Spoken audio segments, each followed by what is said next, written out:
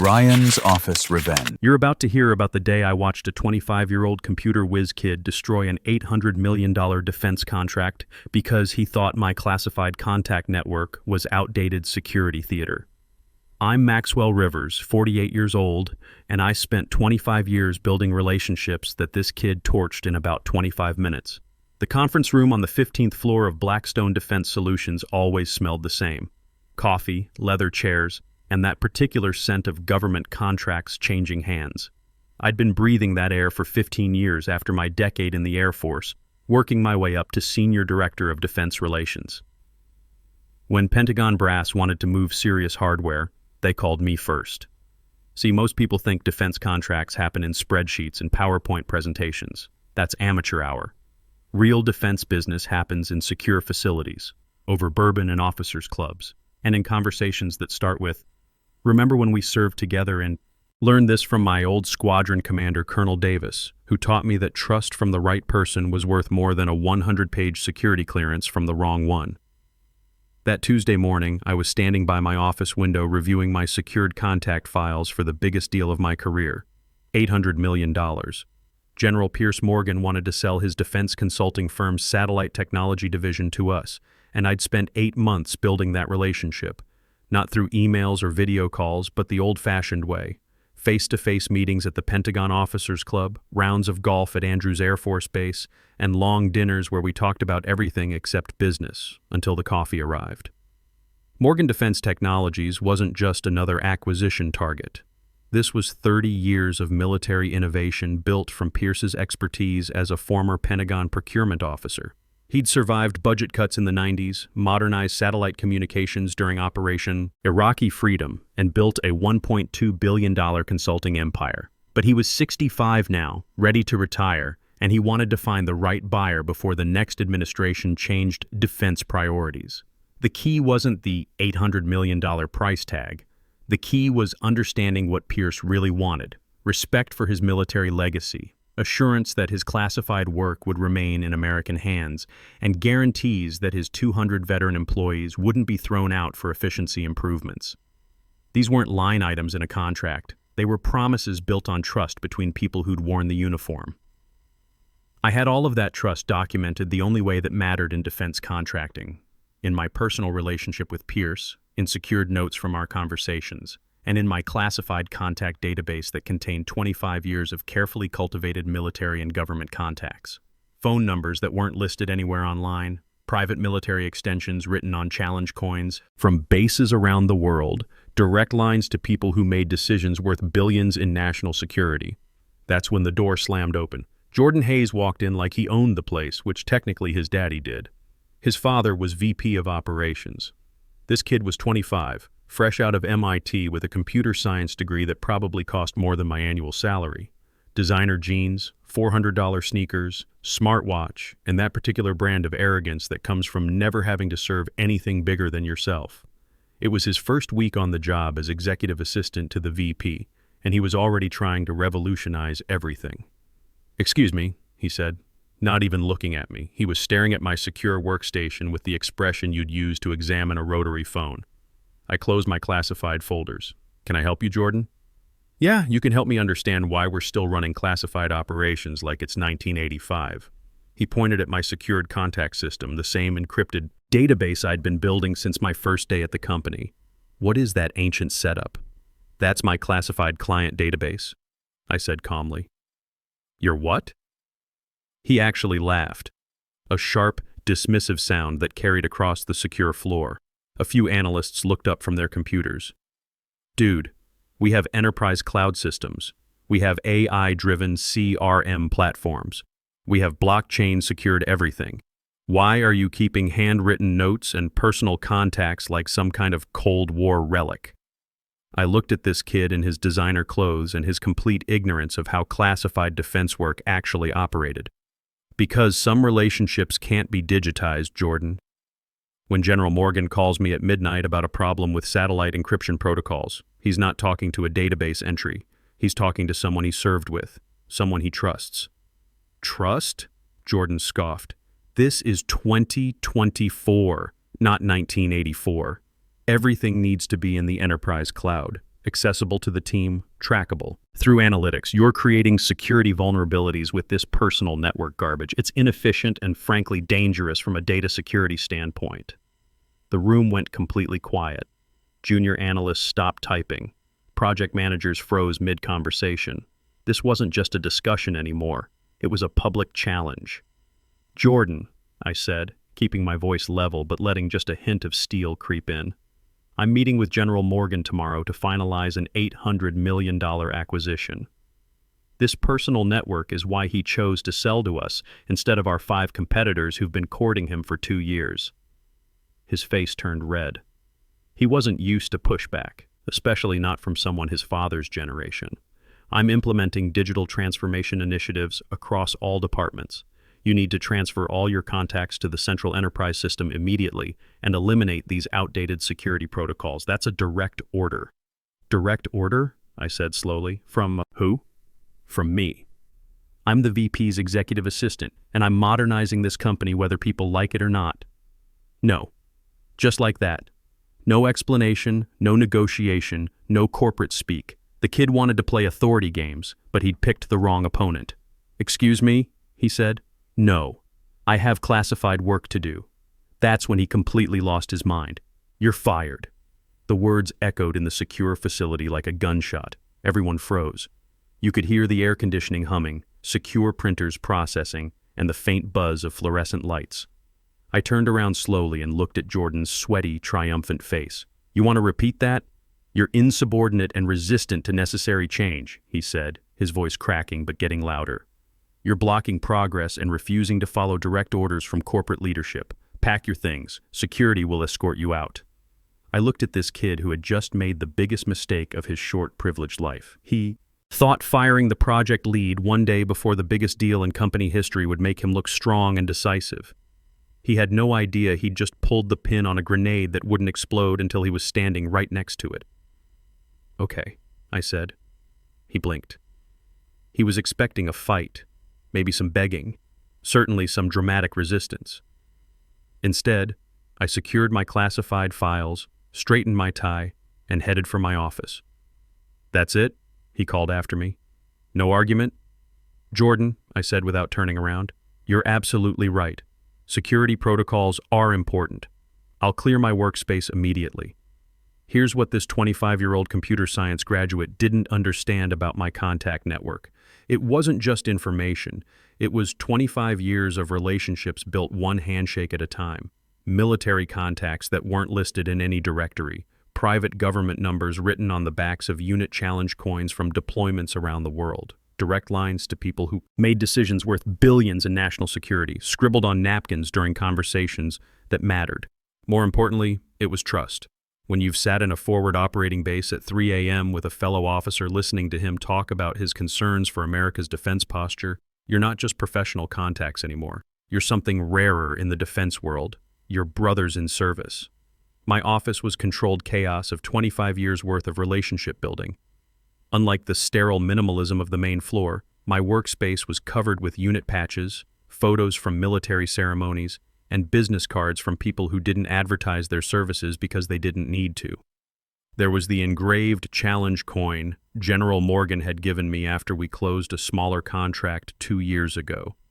A bottle of 15-year bourbon from a Lockheed executive whose unit had served alongside mine in Afghanistan. A signed photo from a Pentagon procurement officer who'd introduced me to Pierce in the first place. But the real asset was that classified contact system. Every entry represented hours of shared service, mutual deployments, and trust built over years of defending America together.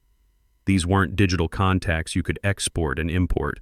These were relationships that existed in the honor code between veterans, in the trust that developed when someone's word meant something. I cleared my desk slowly, methodically. Personal photos first, my Air Force commissioning ceremony, my squadron reunion from last year.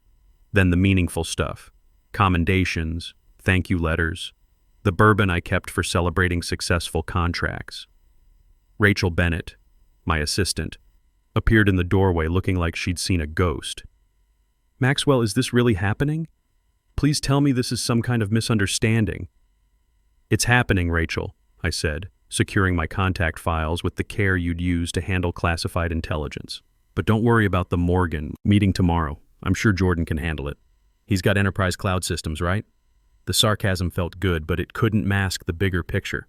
Jordan had just fired the only person in the company who understood what the Morgan deal actually meant.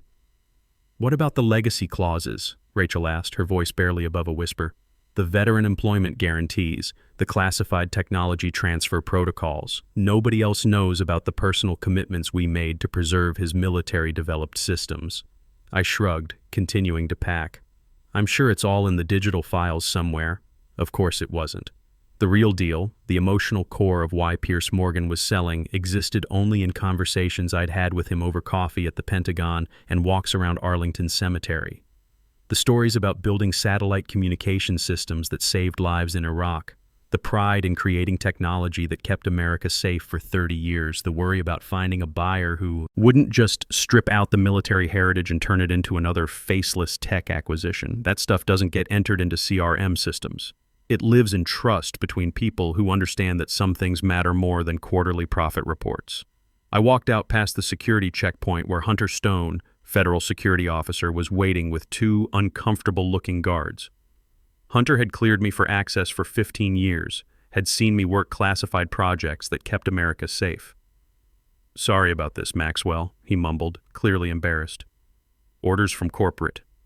Jordan was standing by the elevators with his arms crossed, trying to look important and decisive. "Make sure he doesn't take any proprietary data," he told Hunter. "He's clean, Mr. Hayes," Hunter said without even checking my briefcase. He knew me. He trusted me. Two things Jordan would never understand. I stopped in front of Jordan and smiled. Not a bitter smile or a threatening one. A genuine smile, the kind you give someone who has unknowingly just handed you a winning lottery ticket while thinking they're giving you a parking fine. "Jordan, good luck with the Morgan meeting tomorrow," I said. "Just remember, his technology was developed during Operation Enduring Freedom. He values service, sacrifice, and keeping your word to fellow veterans. I'm sure you'll do fine." His brow furrowed.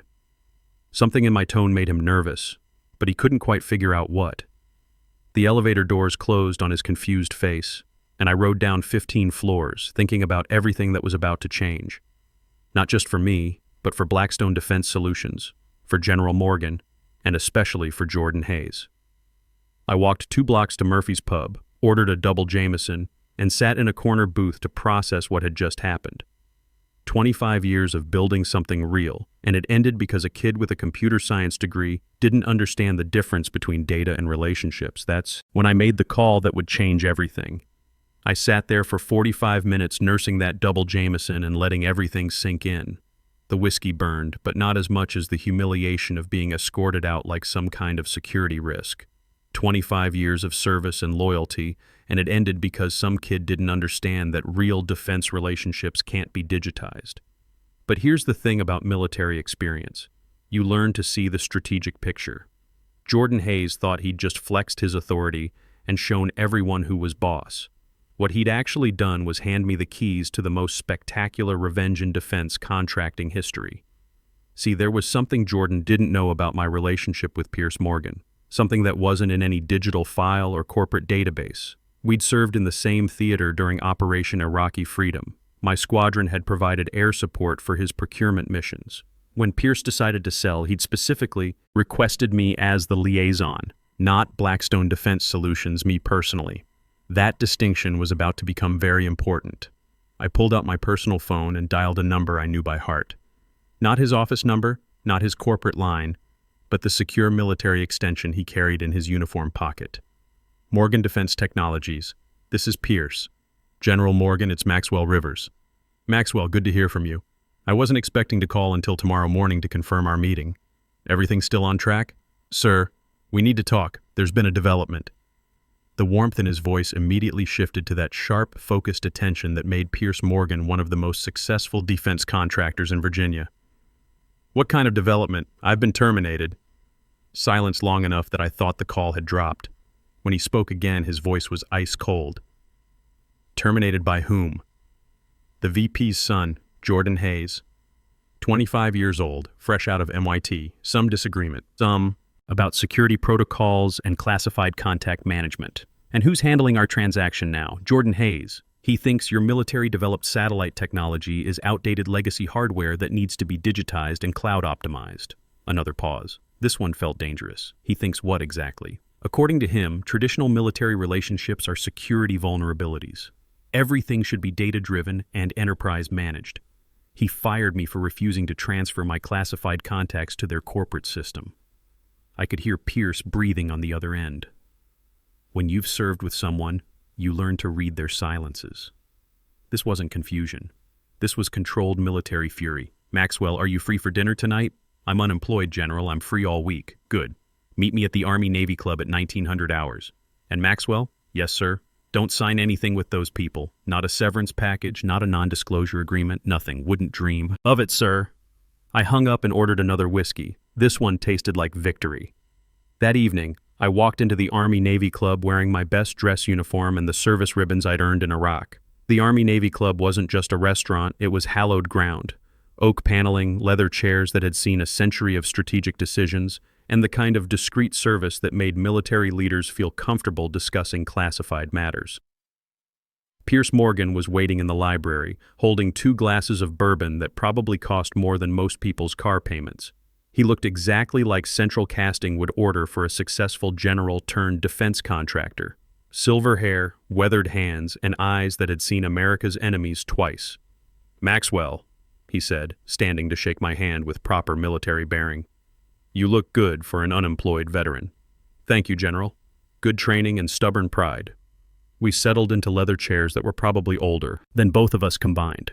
The bourbon was Pappy Van Winkle 23 year, which told me this wasn't just a social dinner. "Tell me exactly what happened," Pierce said. I walked him through the whole thing. Jordan's demands about digitizing everything, his complete disrespect for military service relationships, the public firing. Pierce listened without interrupting, occasionally nodding or taking a sip of bourbon. "This Jordan character called my office this afternoon," Pierce said when I finished. "Told my assistant that you were unavailable due to a family emergency, but that he was fully briefed on our arrangement and ready to proceed." I nearly choked on my drink. A family emergency? That was my reaction. See, if you're having a family crisis, we can delay the closing, show some human decency, but if you've been fired, he let that hang in the air. "That triggers the key personnel clause," I finished. "Exactly. So this boy is either incompetent or dishonest, possibly both." Pierce reached into his briefcase and pulled out a thick document. "Which brings me to why I asked you here." He handed me the papers.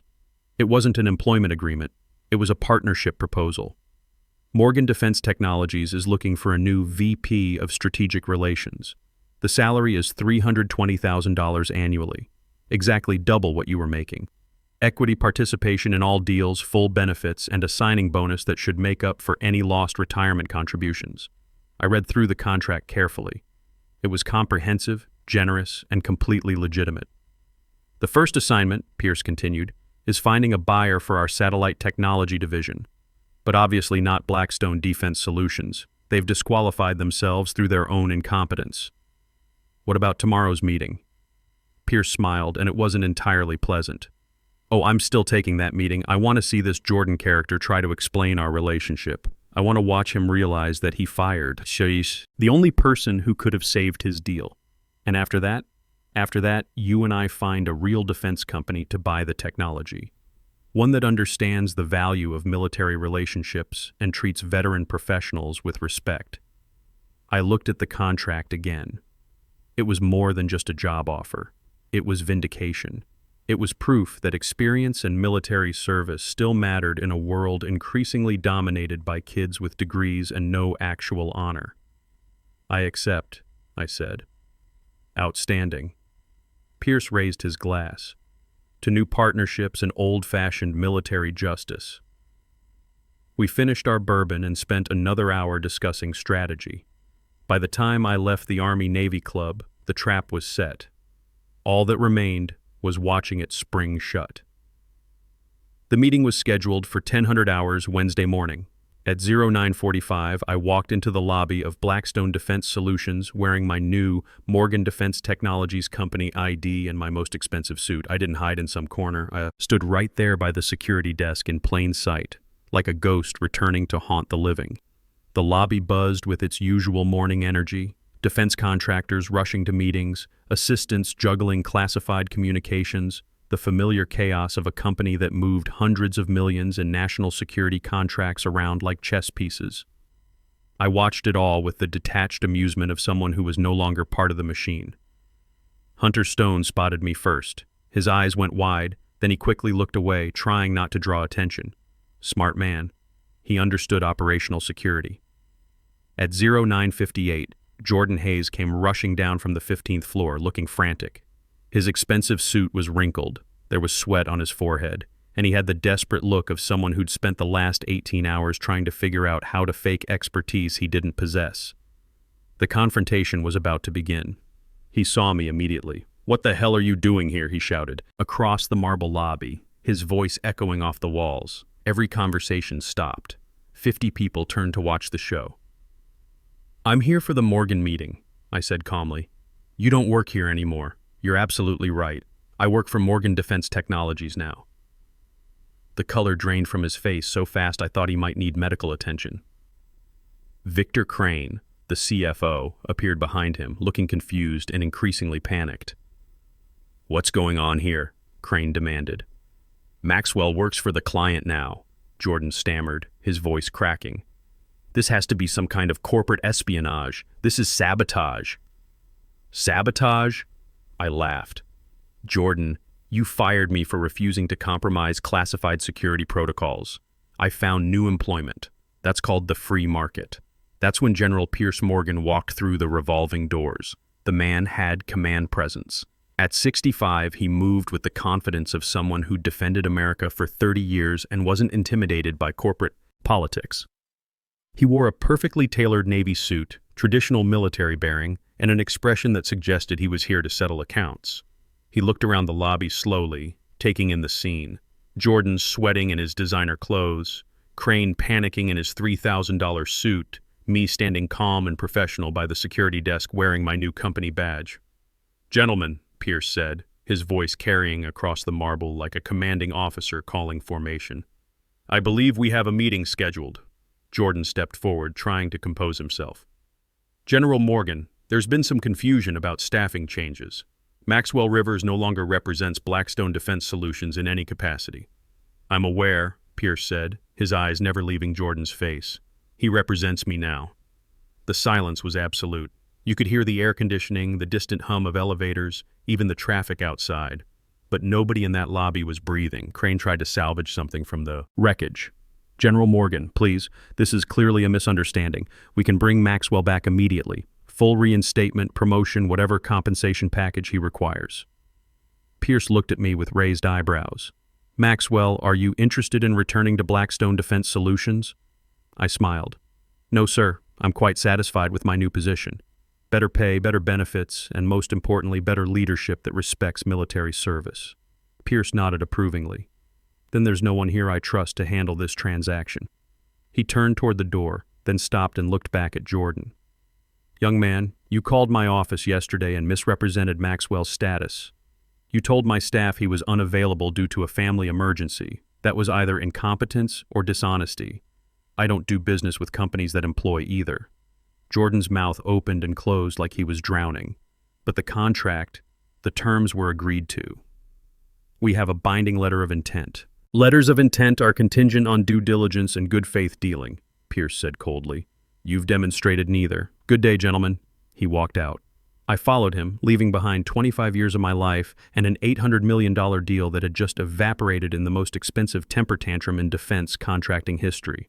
In Pierce's car, he chuckled. That was even more satisfying than I expected. Did you see the boy's face when he realized what he'd done? "Hard to miss, General. What happens now? Now we find a real defense company to buy the technology, one that values military experience and treats veteran professionals with respect." The aftermath was swift and brutal. By noon, Blackstone's stock had dropped 12%. By close of business, it was down 23%. The defense industry media picked up the story by Thursday morning. Failed leadership costs, Blackstone $800 million deal. The board called an emergency meeting Friday morning. By Friday afternoon, Jordan Hayes' father had been demoted from VP of Operations to a regional manager position. Jordan himself was quietly let go with a non-disclosure agreement that basically paid him to disappear and never discuss what happened. They tried everything to salvage the deal, called Pierce's office dozens of times, offered massive concessions, even flew a delegation to his Virginia facility to meet with him personally. Pierce refused to take their calls. When they showed up at his office uninvited, his security team escorted them off federal property. Meanwhile, Pierce and I got to work finding a real buyer. We reached out to companies that understood military heritage and valued veteran expertise, companies where experience mattered more than disruption, where handshake deals still meant something. 4 months later, we sold Morgan's satellite technology division to Raytheon Defense Systems. They understood what Pierce had built. They respected the military applications. They guaranteed employment for all 200 veteran employees. Most importantly, they valued the relationships that came with the technology, the Pentagon contacts, the field-tested applications, the trust built over decades of successful deployments. Final sale price, $900 million to $100 million more than Blackstone had offered. As for me, I'm doing just fine. My new office has a view of the Potomac River, a fully stocked bourbon cabinet, and walls lined with commendations from clients who appreciate that some things can't be digitized. My contact network is stronger than ever, full of people who understand that real defense business happens between Americans who've served their country, not computer systems. Last month, I got a Christmas card from Rachel Bennett. She found a new position at a company that values experience over innovation theater. Hunter Stone retired with full federal benefits and a pension he'd earned through decades of faithful service. Victor Crane landed on his feet at another defense firm, probably grateful to never deal with entitled executives' children again. Jordan Hayes? Last I heard, he was working for a tech startup in Seattle, probably trying to disrupt something that doesn't need disrupting. His security clearance application was denied due to concerns about judgment and discretion in handling sensitive information. Turns out lying to Pentagon generals about key personnel has consequences in the defense world. His father never recovered from the demotion. The board blamed him for his son's catastrophic judgment, and he quietly resigned 6 months later. Sometimes the sins of the children do visit the fathers. Pierce Morgan is enjoying his retirement, but he still calls me every few weeks to check in. You know what the best part was? He told me over bourbon last month. That kid thought he could treat a veteran like disposable inventory. He learned that some people fight back. Sometimes the old ways really are the best ways. Sometimes military honor matters more than technological innovation. Sometimes respect earned through service trumps authority granted through nepotism. And sometimes, if you're patient and play your cards right, justice finds its target with military precision. The defense industry is built on trust, forged through shared service and maintained through mutual respect. Jordan Hayes thought he could digitize that. He learned the hard way that some things are bigger than algorithms. That's my story. Hope it was worth the telling. In a world racing toward digital everything, the most valuable currency is still the one thing technology can't replicate: genuine human trust earned through shared sacrifice and mutual respect.